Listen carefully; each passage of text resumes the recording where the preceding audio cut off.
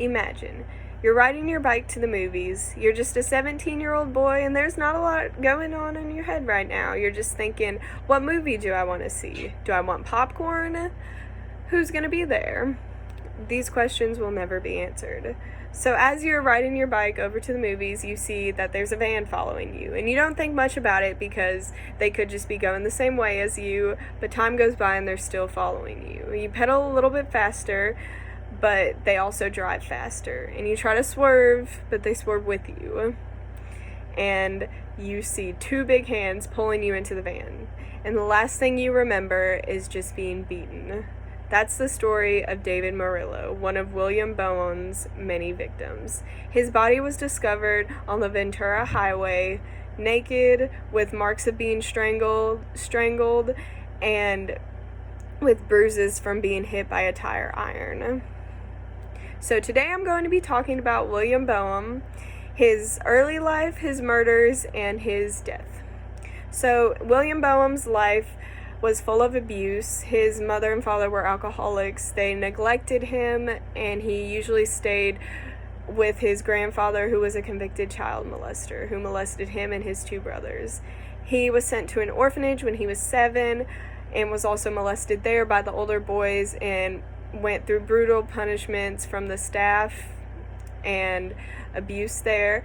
And then when he ran away from there, he got caught stealing and then was sent to a detention center where he was also molested. He was only 8 at the time. He eventually, when he was in high school, moved back in with his mom, but then he started molesting children himself.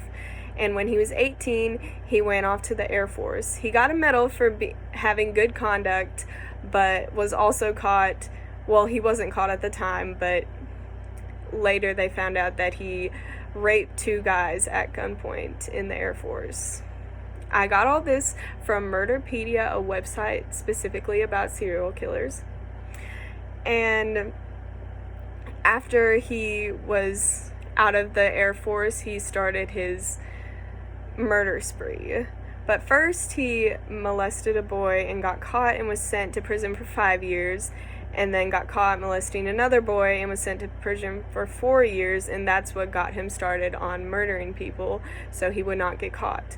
One of his early victims was Marcus Grabbs. He was stabbed 77 times by Bowen and raped. One of his youngest victims was James McCabe, and he was only 12 years old. He was on his way to Disney World, and Bowen lured him in his van and raped him and strangled him to death.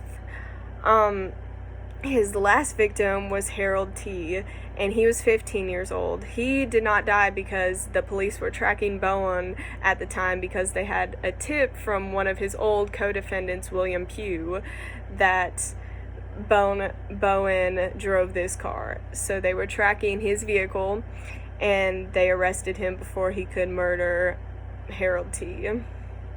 So he died February 23rd, 1996. He was put on death row in 1982, and he was executed by lethal injection.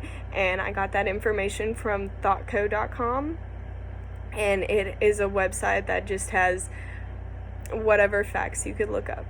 Has a lot about serial killers. Just a case of when he was executed. He was the first person in California to be executed. But that is my speech, and thank you for listening to it. I hope you learned a lot about his William Bowen's early life, his murders, and his death. And thank you for taking the time to listen to this speech. And that is it.